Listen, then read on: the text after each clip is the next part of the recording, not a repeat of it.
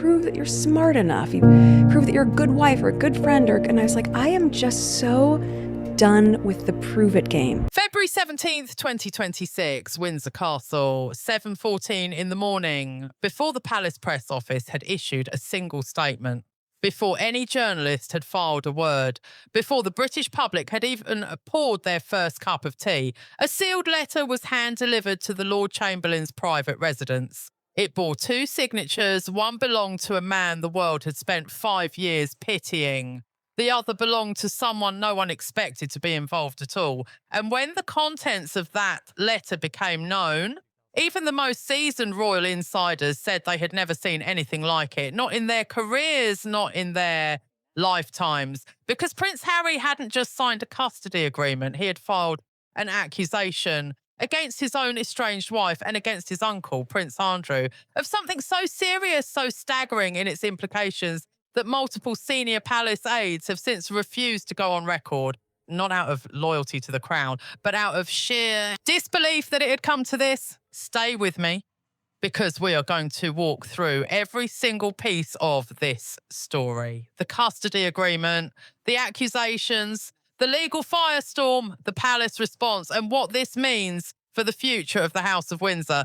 This isn't gossip, this is history, and it's happening right now. To understand why February 21st matters, you have to go back just a few days to the agreement that everyone assumed would close the book on the Sussex saga for good.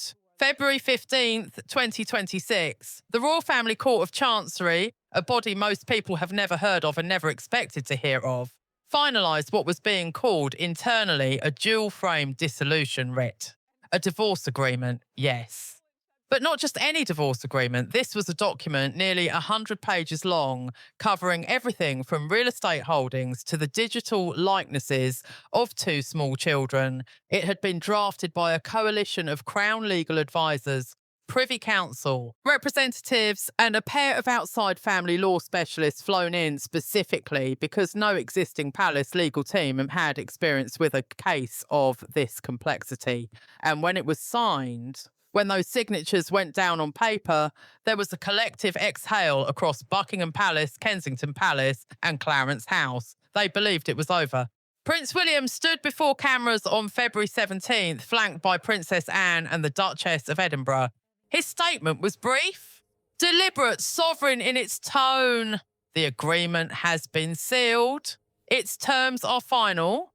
The Crown has fulfilled its constitutional duty. 3 sentences, that's all he gave. But they landed like a gavel. The newspapers went predictably wild. The Times ran with royal guardianship secured. The Telegraph called it a resolution under royal doctrine. Across the Atlantic, the New York Post, never one for understatement, simply printed final exit. And the public, the British public, which had watched this slow motion royal unravelling for years, seemed ready to move on, ready to close the chapter, but something was already moving beneath the surface, something none of the headlines had caught yet. Because while the palace was drafting its press release and the world was digesting the custody terms, Prince Harry was sitting in a private residence in Berkshire, well, not Windsor, not a hotel, a private residence that palace aides have still declined to identify. And he was not celebrating, he was writing. Before we get to the accusation, you need to understand what Harry had actually signed, because the custody agreement itself was extraordinary, and understanding its terms is the only way to grasp why Harry's next move was so explosive. The February 15th agreement granted the British Crown permanent legal guardianship of Archie and Lilibet, not shared guardianship, not a custody rotation, permanent, full under the legal umbrella of the Royal Succession Stabilisation Act, a piece of legislation most constitutional scholars hadn't referenced since the 1950s. What triggered that level of intervention? According to the palace's internal dossier, later leaked in fragments to select British media, Meghan had, in the weeks prior, quietly withdrawn both children from their California schools without any advance notice to royal child welfare officers. She had blocked scheduled medical appointments. She had severed communications with the Crown-appointed educational trust administrators. And most critically, she had authorised the dissolution of a £6.3 million education fund that had been established for Archie and Lilibet's future schooling in the United Kingdom. Princess Anne had presented this file to King Charles and Prince William in an emergency session at Windsor Castle in the early hours of February 3rd. The dossier was stamped with a phrase that sent a chill through every aide who read it: immediate custodial breach, and described the pattern as structured disengagement. Not carelessness, not confusion, structured, deliberate, methodical. Within 48 hours, Duchess Sophie had been authorised to activate the Royal Emergency Guardianship Protocol, a mechanism so obscure it had only ever been used once before in the post-war succession instability of the late 1940s. Meghan submitted no legal challenge. Her team offered no counterfiling. The silence, in the words of one senior aide, was the loudest statement she could have made. Harry, meanwhile, was denied interim custody, not as a punishment, but because of his unstable residency status. He had no fixed address in the United Kingdom. His income was unverifiable. The court's position was clinical and unmovable. He signed. And those who witnessed the signing described him as cooperative but hollow. One aide, speaking under strict anonymity, recalled that when Harry initialed the clause confirming he would no longer be the primary decision-maker on his children's education, health or place of residence, he said something quietly under his breath: "If this spares them, I'll vanish myself." It was by any measure a man at the end of his rope. But it turns out he wasn't finished. Not even close. February 21st, 6 days after the custody agreement was signed. The sealed letter delivered to the Lord Chamberlain's residence that morning was not a formal palace document. It hadn't been drafted by royal legal counsel. It bore no crown insignia. It was personal. Harry had written it himself in his own hand, according to sources with knowledge of its contents, and then had it formally witnessed and countersigned by 2 independent solicitors operating under English law. What it contained was, in the language of those solicitors, a sworn declaration of material grievance with evidentiary annexures. In plain English, Harry was accusing 2 people of wrongdoing so serious that he was putting his legal name, behind the charge. The first name on that accusation was Meghan Markle. The second was Prince Andrew, Duke of York. Now, before we go any further, I want to be precise here, because this is where speculation and reality can very easily get tangled.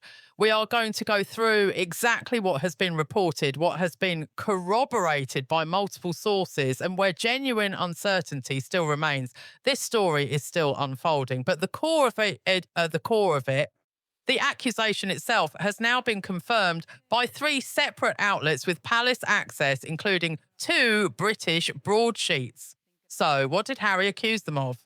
The accusation against Meghan centres on something that had been quietly circulating in royal legal circles since mid-January: the discovery of a clause buried within their 2018 prenuptial agreement. Page 14, clause 7. When this clause was first unsealed during a confidential inquiry led by the Lord Chancellor's office, legal analysts compared it to a corporate hostile takeover dressed in wedding vows. In essence, Meghan had secured sole intellectual property rights over Prince Harry's likeness, his voice, his unpublished memoir material, and all narrative content derived from their shared life, starting from 2016 and extending indefinitely into the future. Every interview, every speech, every documentary appearance, every book, every audio project, every AI-generated representation of Harry's face or voice, all of it under Clause 7 required her written approval. Harry, by signing that prenuptial agreement, had handed over authorship of his own life story. Now, here's where Harry's February 21st letter becomes something different from simply relitigating a bad contract. Because Harry's accusation wasn't just that Clause 7 existed. His accusation, was sworn, witnessed, filed with independent solicitors, was that he had signed it under conditions that rendered his consent legally compromised.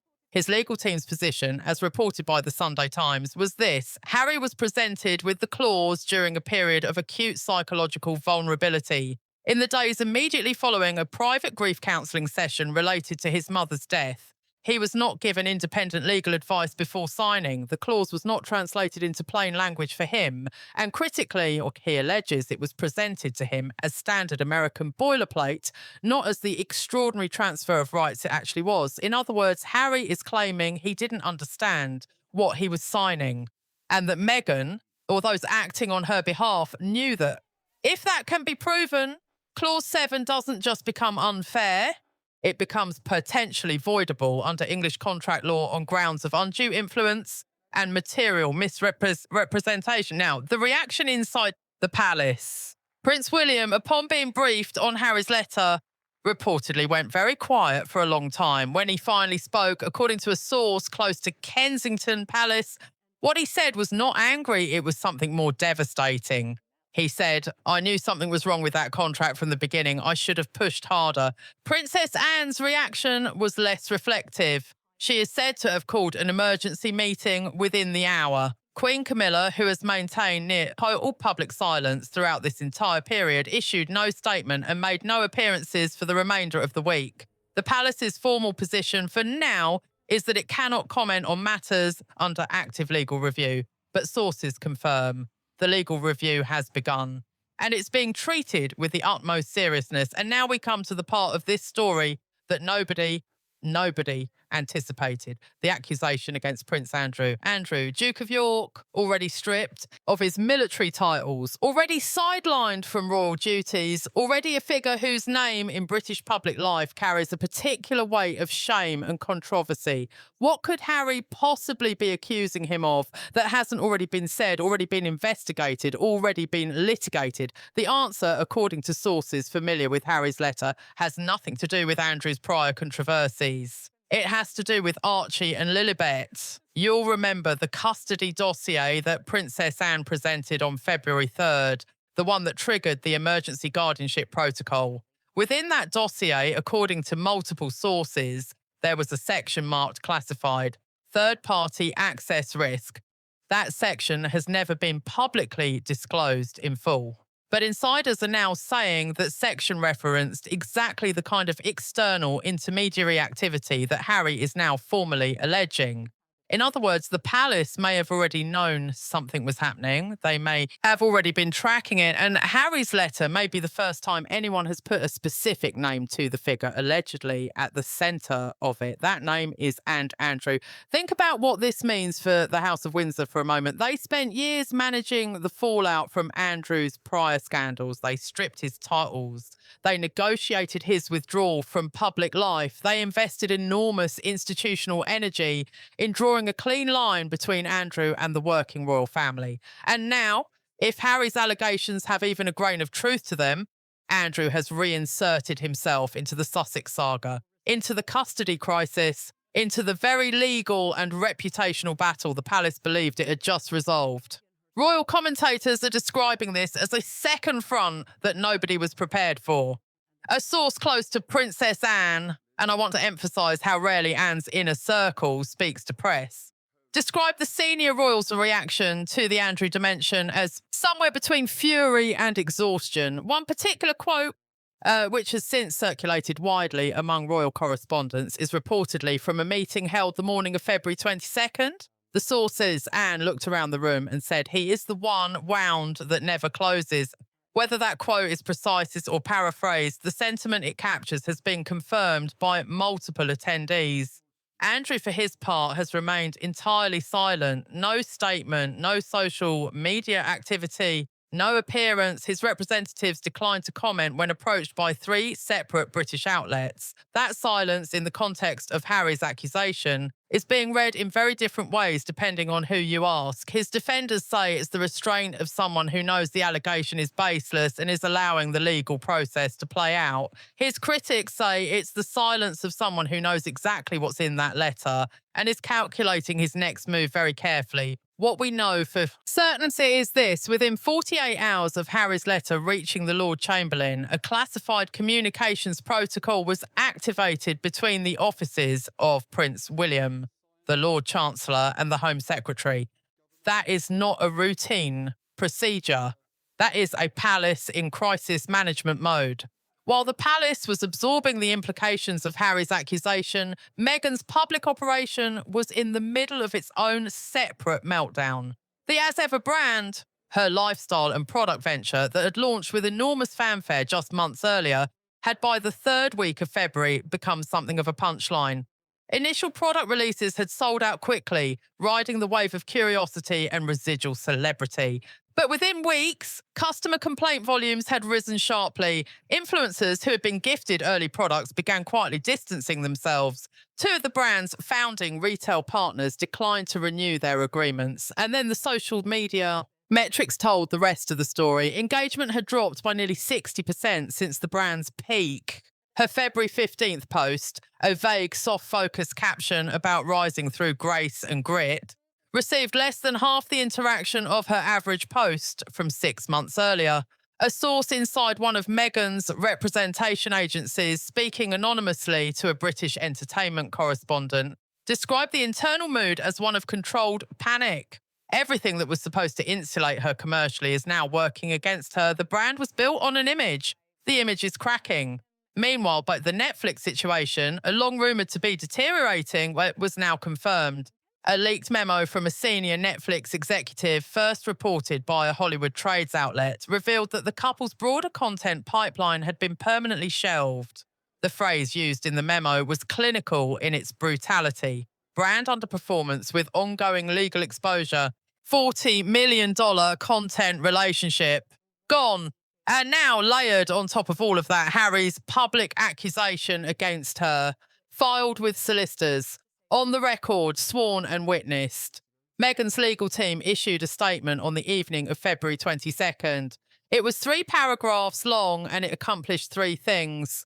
1, it denied the substance of Harry's allegations. 2, it characterised the letter as part of a coordinated institutional effort to strip Meghan of her legally secured rights. 3, it announced that Meghan's team would be filing a formal response in California Superior Court within 10 business days. What the statement did not do was deny that Andrew had been in contact with Meghan. It did not address the specific allegation regarding the children's likenesses, and it did not mention Clause 7 at all. Legal analysts noted the omissions immediately. If the allegations were entirely without basis, one commentator observed on a Sky News broadcast that evening, you would expect a more comprehensive denial. The specificity of what they chose not to address, this is telling. This is the part of the story where I think we have to stop and ask a harder question. Why is Harry doing this?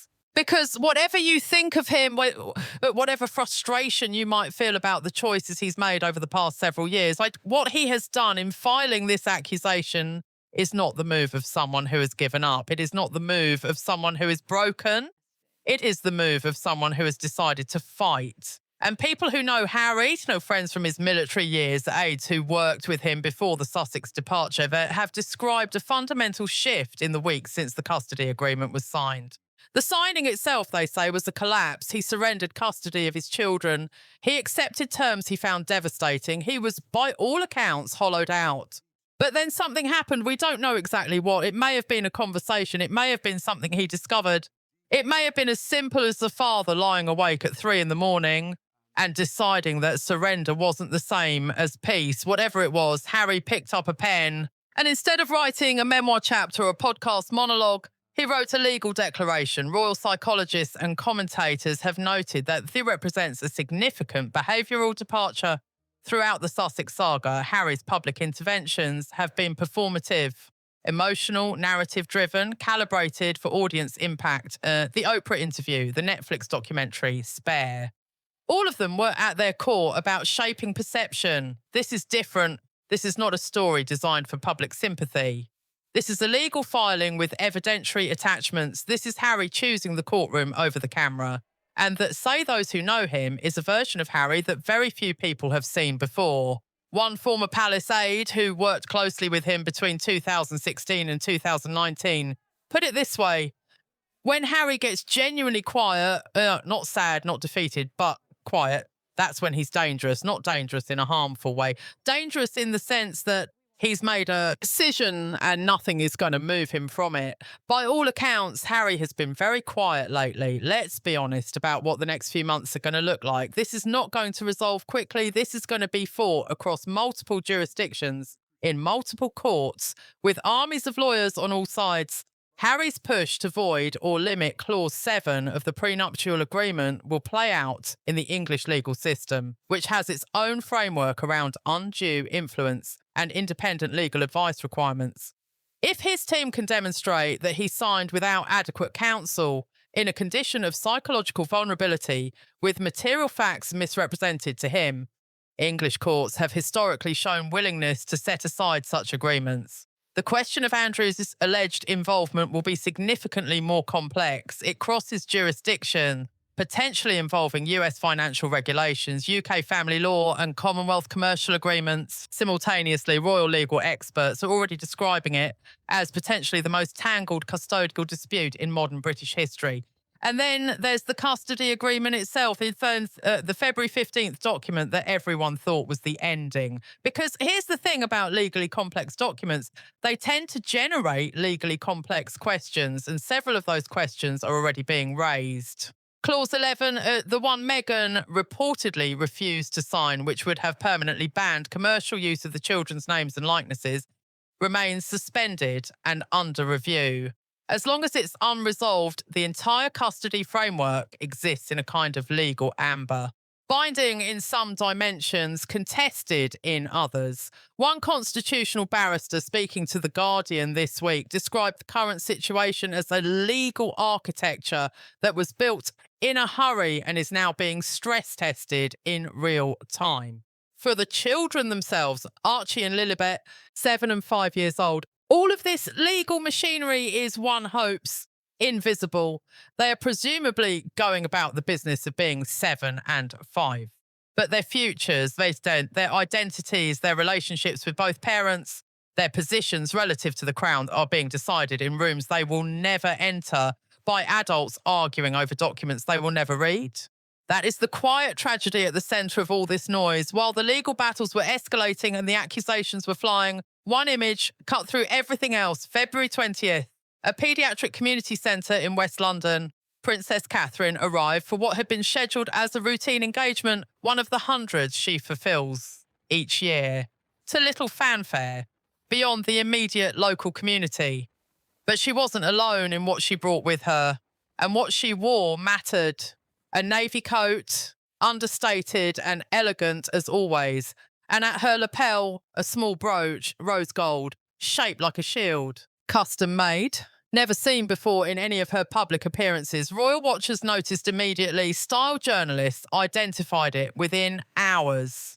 And by evening, a palace source had quietly confirmed its significance. The brooch commemorated Windsor Protection Protocol 12, the very constitutional provision that had been invoked to establish the Crown's custodial authority over Archie and Lilibet. A shield worn over her heart. Catherine didn't make a speech about the custody crisis. She didn't name names. She didn't weigh in on Harry's accusation or Meghan's response or Andrew's silence. She just wore the brooch. And when a reporter asked about the children's welfare as she was leaving, she paused, looked directly at the camera and said, "Every child deserves stability, care and a life free from exploitation. The Crown is prepared to provide that protection wherever it is needed." Here is the question that palace insiders are now grappling with. What does the House of Windsor do with an accusation that involves one of its own? Andrew is not a working royal. He is not funded by the sovereign grant. He has been, for all practical purposes, exiled to the margins of institutional life. But he is still a duke. He is still the king's brother. And if Harry's allegations are borne out, if Andrew did serve as an intermediary in deals that commercially exploited royal children without parental consent, then the monarchy faces a decision of extraordinary difficulty. Do they act against Andrew publicly? Do they allow the legal process to run its course without institutional comment? Do they quietly negotiate a settlement that keeps the ugliest details out of the public record? Those three options each carry enormous risks. Acting publicly against Andrew risks the appearance of a family tearing itself apart on the front pages of every newspaper on earth. Staying silent risks the perception of institutional complicity. If the palace says nothing and the allegations are later proven credible, the question will inevitably be asked, what did they know and when?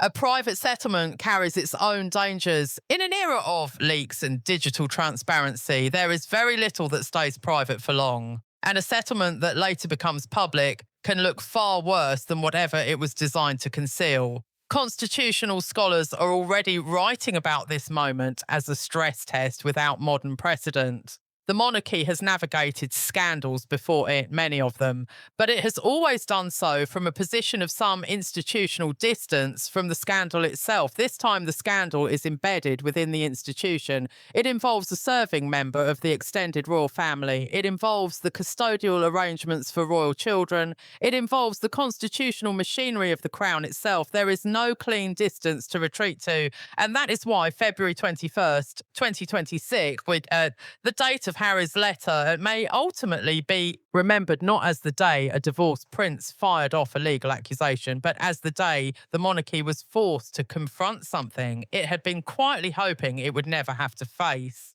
The possibility that its own house had been used against it. So where does this go from here?